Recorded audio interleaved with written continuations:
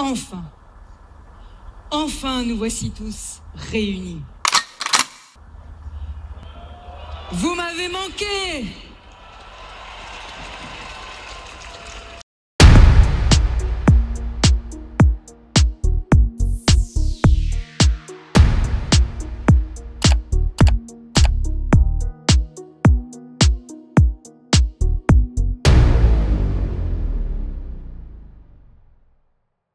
Bonjour à tous amis réacteurs et bienvenue sur la React One séquence numéro 11. Aujourd'hui les amis, je vous propose Valérie Pécresse de passage sur RTL. Mais avant qu'on démarre, je t'invite à liker, à partager et à commenter cette vidéo. Et si tu le fais pas, je te nique ta mère. Elle avait accusé il y a quelques temps Emmanuel Macron d'avoir cramé la caisse. Thomas, vous recevez ce matin la présidente de la région Île-de-France, Valérie Pécresse. Bonjour et bienvenue sur RTL, Valérie Pécresse. Bonjour. Présidente de la région Île-de-France, comme le disait Amandine, mais aussi, rappelons-le, ancienne ministre du Budget. On va parler politique, Valérie Pécresse. Quel est votre degré de oui mais? Alors, racontez-moi ça. Le oui mais, il est très en vogue dans la majorité. Je soutiens Michel Barnier, oui mais. Alors moi, je soutiens Michel Barnier. Point. Je soutiens Michel Barnier parce que, vous l'avez dit, en 2022, j'ai dit pendant la campagne présidentielle que le gouvernement avait cramé la caisse. Personne ne m'a écouté, on s'est même moqué, et ça a continué. En 2023, en 2024, François Langlais l'a très bien de la dépense expliqué. en folie pour cette période. Oui, mais François Langlais l'a très bien expliqué. Et le problème, c'est qu'on a mis la poussière sous le tapis. Et aujourd'hui, Michel Barnier arrive et il voit une montagne de poussière sous le tapis. Et il lui appartient de faire le ménage de tout ça. Alors effectivement, il doit y avoir un putain de gros tas de poussière sur le tapis. Et je pense pas que ce soit Barnier qui va faire le ménage. Donc quand cette nana-là vient vous dire « Je soutiens Michel Barnier », point, entendez qu'elle soutient Michel Barnier pour ses propres intérêts politiques. Rien de plus, rien de moins. Et donc, il va nous présenter un budget. 60 milliards d'économies à faire pour l'année prochaine. C'est un budget de colmatage. Parce que la France, le bateau France est en train de couler. Ce qu'on nous prévoit, c'est que si on ne fait rien, c'est 7% de déficit l'année prochaine, plus de 7%. Et donc, il y a un emballement. Et il faut que les Français comprennent. Alors les Français ont très bien compris, Pécresse. Nous, tu vois, dans l'idéologie qui est la nôtre, c'est de vous dégager du pouvoir. Parce qu'en fait, cet surendettement, comme tu parles, c'est 7%, tu dis l'année prochaine. On y est, les amis, hein. Elle vous vend du rêve, hein. En vous disant 7%, on y est. Normalement, le taux de pourcentage est à peu près 3,5%. Et en fait, on s'est aperçu via les comptes. Hein. D'ailleurs, merci à Guiraud, David Guiraud de la France Insoumise qui a mis le nez dedans et qui a ressorti ça. On n'est pas loin des 7,5% de déficit. Hein. Ça pique, les gars. Clairement, ça pique. Donc la vérité, oui, le bateau coule. Mais il faut voir qui c'est qui était aux commandes du bateau, les gars. Hein. C'était vous, pas nous. Vous, bande de Ça veut dire quoi, la France est en train de couler? Ça veut dire que nous avons aujourd'hui des taux d'intérêt qui sont au-dessus de ceux de la Grèce, de l'Espagne et du Portugal. Ça veut dire quoi? Ça veut dire que les marchés, l'Europe, sont en train de nous regarder et que demain, nous allons nous retrouver avec des taux d'intérêt qui vont monter. Et si les taux d'intérêt montent, on ne pourra plus emprunter, on ne pourra plus investir en France. La France est en train de couler, c'est votre façon de dire, comme François Fillon à l'époque, que nous sommes dans un pays au bord de la faillite? Mais c'est une évidence. C'est une évidence. Et depuis que François Fillon l'a dit, vous voyez bien qu'on a 1200 milliards de dettes de plus. Donc le sujet aujourd'hui, c'est de colmater ce bateau.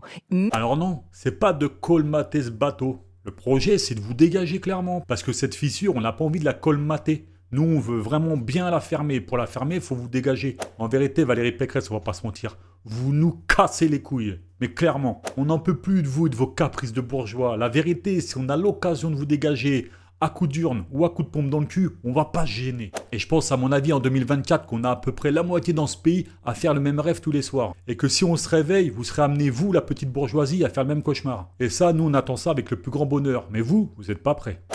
Ça, c'est à court terme, avec un budget qui ne va plaire à personne. Et vous le soutiendrez même s'il ne vous plaît pas ce budget? Parce que, regardez, Gabriel Attal, le président du groupe macroniste, allié relatif de Michel Barnier, dit il y a trop d'impôts et pas assez de réformes dans ce qu'il propose. Vous êtes d'accord avec lui? C'est un budget de colmatage, donc impôt plus rabot. Voilà. Alors donc évidemment, ça peut paraître aveugle, ça peut paraître brutal. Les impôts, c'est jamais la bonne solution, durablement. Mais moi, j'invite quand même tous ceux qui sont responsables de ces déficits à un quart d'heure de décence. C'est un pour quart Gabriel d'heure de Attal que vous dites décence. ça? Pour tous ceux qui sont responsables des déficits. Parce que, vous savez, il y a un adage en économie qui dit les déficits d'hier sont les impôts de demain. Stop. Stop, stop, stop, stop, stop. Un peu de décence. C'est ce qu'elle nous dit. Hein. Alors on va rappeler à tout le monde ici qui est cette personne. Donc Valérie Pécresse, elle a un mari qui s'appelle Jérôme Pécresse. Alors je vous rassure, c'est pas le même que moi. Moi je suis complètement narvalo, mais lui il est malin ce lynx. Écoutez ça. Jérôme Pécresse, ancien président d'Alstom les amis. Vous vous souvenez d'Alstom ? Non ? Vous savez, l'entreprise dans laquelle Macron est dedans quand il était ministre de l'économie, blablabla, vous irez voir tout ça.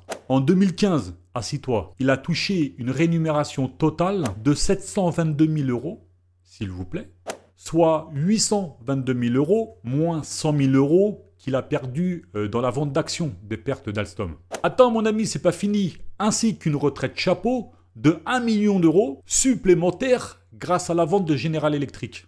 Et elle nous dit quoi ? Moi, j'invite quand même tous ceux qui sont responsables de ces déficits à un quart d'heure de décence. Alors moi, je t'invite, toi et ton mari, à quitter la France, clairement.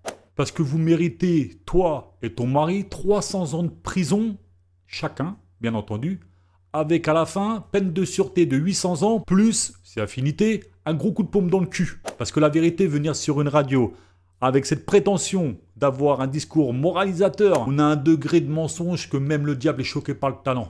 Vous acceptez les hausses d'impôts? J'accepte un budget de colmatage extraordinairement courageux et impopulaire, même si je le trouve très injuste pour une collectivité comme l'Île-de-France, par exemple. On va nous baisser de 4% nos recettes. Alors que nous avons 5 milliards d'économies à faire pour les collectivités locales, dont la région. Absolument. Alors que nous avons fait des économies depuis 10 ans. 20% d'économies sur notre budget de fonctionnement. Nous avons fait la chasse à tous les gaspillages. J'ai fermé 15 structures. Aujourd'hui, je suis celle qui a le moins de dépenses de fonctionnement en France. Donc la région la mieux gérée de France. Mais on va prendre nos responsabilités parce qu'il y a quelque chose qui est plus important que la région Île-de-France, chaque collectivité, c'est la France, c'est les Français. Et à un moment donné, quand le bateau coule, il faut le colmater. Alors les Français dont tu parles, c'est-à-dire ceux d'Alstom, quand vous avez vendu et General Electric, du coup ils vous remercient d'avoir pensé à eux. C'est sympa. Eux et leurs familles et leurs enfants aussi, qui sont dans des situations, pour la plupart d'entre eux, catastrophiques. Parce que quand tu as plus de 30 ans de boîte, va retrouver un travail, toi. C'est compliqué. Donc ces gens-là te remercient beaucoup parce que tu penses à la France et aux Français. Arrêtez avec cette phase. Arrêtez, vous tous les politiciens, arrêtez de dire la France pour les Français. Niquez vos mères. On pourrait vous poursuivre en justice pour des phrases comme ça. Attention à vous. Au-delà du colmatage, le sujet, c'est que dès maintenant, il faut préparer le budget 2026. Ce budget 2026, il faut construire un nouveau bateau. Un nouveau bateau France, avec un État beaucoup plus mince. Ça veut dire quoi? Que vous n'accepterez pas de... Ça passe pour cette fois, mais vous n'accepterez pas de nouvelles hausses d'impôts en 2026. Vous dites, bien évidemment, on joue le jeu là, mais c'est injuste ce qu'on nous demande? On joue le jeu là parce que le bateau coule, mais maintenant, il faut construire le nouveau bateau. Le nouveau bateau, il faut le construire avec des baisses de dépenses structurelles. Non, le nouveau bateau, il faut le construire sans vous. Parce que la tête de ma mère, que votre bateau là, votre vieux rafio depuis 30 ou 50 ans de néolibéralisme de droite, on en a ras le cul. On sait qu'il y a un autre système économique qui peut tourner, il a été démontré, mais il se fera sans vous. Vous êtes des nuisibles, d'accord? Vous cassez les couilles à tous les étages. Et quand je dis à tous les étages, je parle bien entendu de l'autre tête de mort qui est tout en haut, jusqu'à l'électeur qui vote pour vous tout en bas. Donc franchement, il va être temps que vous partiez. Parce que si les Français un jour se réveillent et n'auront plus rien à perdre, ils vont vous rentrer dedans et ça va vraiment être tendu pour vous. J'espère pour vous que vous avez des maisons de campagne ou des maisons secondaires loin de la France. Quand on va reprendre ce pays, on va aussi vous reprendre vos intérêts. Les baisses de dépenses structurelles, c'est un mot un peu compliqué. Ça veut dire quoi? C'est la chasse au gaspillage. C'est prendre une hache et couper tout ce qui ne sert à rien. Moi, je serais toi, j'inciterais pas les gens avec ce genre de bail. C'est de prendre une hache et de couper tout ce qui sert à rien. Parce que je pense réellement que si les gens s'amusent à couper et à trancher tout ce qui ne sert à rien, il y a 2-3 têtes qui vont tomber. Mais des vraies têtes. Parce qu'il y en a déjà au moins 577 qui servent à rien. Il y en a au moins 348 au Sénat qui servent à rien. De plus, vous nous coûtez cher. Très cher. Donc je pense réellement que si on devait couper et trancher 2-3 petites choses qui servent à rien dans ce pays, comment te dire? Je suis pas sûr qu'il va rester grand monde. Mais t'as raison, ça peut être une solution. Je vous assure que du gaspillage, il y en a à tous les étages. Regardez, je donne un exemple. À la région, nous avons déménagé du 7e arrondissement en Seine-Saint-Denis. On a divisé par 2 nos loyers. Waouh! Aller en province, vous allez le diviser par 5. Toutes les administrations qui aujourd'hui sont locataires dans le centre de Paris, si elles passent le périphérique, elles diminuent par 2 leur loyer. Propose une loi. T'es apparemment bien placé pour le faire. Vas-y. J'ai supprimé 15 structures para-régionales.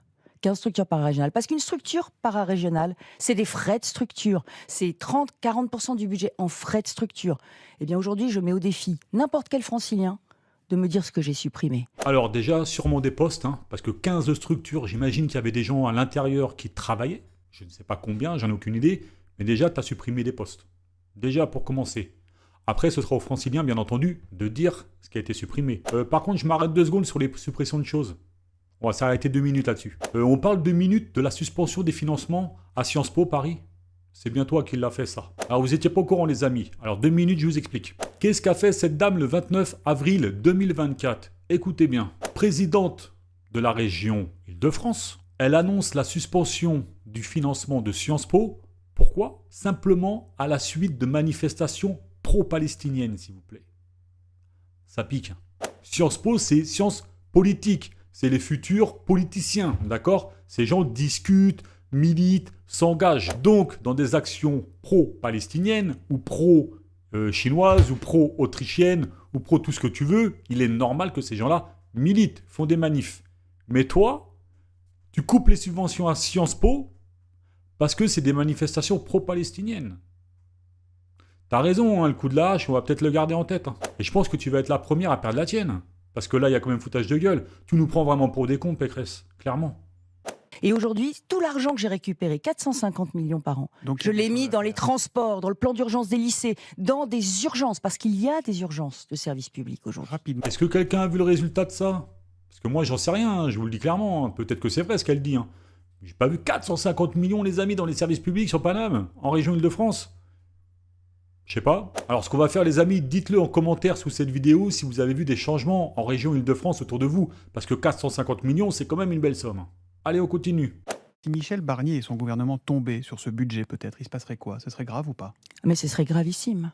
Ce serait gravissime parce que aujourd'hui, je le dis, je le répète, la situation, c'est que nous devons prendre des mesures de responsabilité. Nous devons tous nous interroger sur les dépenses que nous faisons. Nous devons choisir les bonnes. Et ça ne veut pas dire qu'il ne faut pas continuer d'augmenter des budgets. Protéger, éduquer, soigner, c'est les 3 priorités de services publics de l'État français et des collectivités. J'en ai une 4e, réduire. C'est-à-dire vos salaires, par exemple, à l'Assemblée nationale. Il serait bien peut-être temps de les diviser quand même par 3 à 4. Je sais pas, un SMIC, 2000 balles. Par exemple, ce serait bien 2000 balles. Plus tous vos intérêts. Et puis surtout, ne pas oublier les sénateurs. Hein. Je vous invite, les amis, pour ceux qui n'ont pas vu la vidéo sur les sénateurs, qu'on a fait à React One, je vous la pose en description de cette vidéo et sur la petite fiche que tu vois juste en haut à droite de cette vidéo. Tu vas voir, ça zouk. Et ces 3 priorités, on doit les remplir et on doit peut-être même augmenter les budgets. Vous voyez ce que je veux dire? C'est pour ça que je dis le rabot. Quand on vous dit, on vous baisse de 4% vos dépenses, débrouillez-vous. Bah, c'est un peu injuste et stupide, voilà, comme raisonnement. Non, mais vous voyez ce que je veux dire? C'est basique. Voilà, c'est basique. Pareil pour tout on vous dit c'est pareil pour tout le monde. Mais je le répète, Michel Barnier est obligé de le faire. Maintenant, nous les décideurs. Les branquignoles, les bons à rien, les voleurs, les usurpateurs, les assistés de France. Eh bien, c'est à nous de faire le tri entre la dépense indispensable, la dépense qui doit continuer à augmenter, et les dépenses qui doivent être purement supprimées. Il y a des agences de l'État qui devraient fermer. L'État doit lâcher prise. Il y a trop de doublons. Non, mais il y a des doublons. J'ai une toute dernière question qui concerne le PSG, en guerre avec la ville de Paris sur l'avenir du Parc des Princes. Et ce jeudi, tout à l'heure, le Conseil de Paris va formuler un vœu pour saisir la justice administrative afin d'annuler la réservation de terrain par la région, par vous, donc en faveur du PSG. Que les choses soient claires. Vous souhaitez que le PSG reste au Parc des Princes à Paris ou vous allez tout faire pour l'accueillir dans la région? Paris est dans la région. Oui, je sais, moi, vous avez compris. Non, Paris est dans la région, c'est très important. En zone Hidalgo ou en zone Pécresse? J'ai un club en Ligue des Champions. Je veux que ce club s'épanouisse. La région, évidemment, ne finance pas le sport professionnel, évidemment. Nous ne mettons pas 1 euro dans le PSG. Mais néanmoins, je vois bien qu'il n'est pas heureux aujourd'hui dans sa relation avec la ville de Paris. Il veut un très beau stade et nous ne pouvons pas le priver d'un très beau stade. Combien de villes sont candidates? Ah, il y en a une demi-douzaine. Elles ne sont pas toutes connues. Montagny-de-Bretonneux, c'est la plus sérieuse? Écoutez, c'est le PSG qui choisira s'il veut quitter le Parc des Princes. Parce que là encore, au lieu de couper les ailes au PSG en essayant de l'empêcher de quitter Paris par la voie judiciaire, la mairie de Paris ferait mieux de négocier avec lui pour le faire rester au Parc des Princes. Alors la mairie, elle va rien faire du tout, puis toi non plus, c'est le Qatar qui décide. D'accord, on va pas se mentir. De toute façon, on n'a rien à branler parce que vive le SCO et vive le Real. Les amis, merci à tous d'avoir regardé cette vidéo. Il y aurait tellement à dire sur Valérie Pécresse, peut-être que j'en ferai une analyse un de ces jours. Là, on était réellement sur une React One séquence. Je trouvais important de rééquilibrer un petit peu les choses avec cette dame parce que voilà, il y a des affaires, ça pue la merde dans tous les sens. N'hésite pas à liker cette vidéo, n'hésite pas à partager, n'hésite pas à commenter sous l'espace commentaire. Bref, fais ton boulot un petit peu mon ami, moi je fais le mien. Et je serai très heureux de te retrouver dans une prochaine vidéo. En attendant, prends soin de toi, prends soin de ta mif. C'était Jérôme pour React One et putain de bordel de merde. Abonne-toi.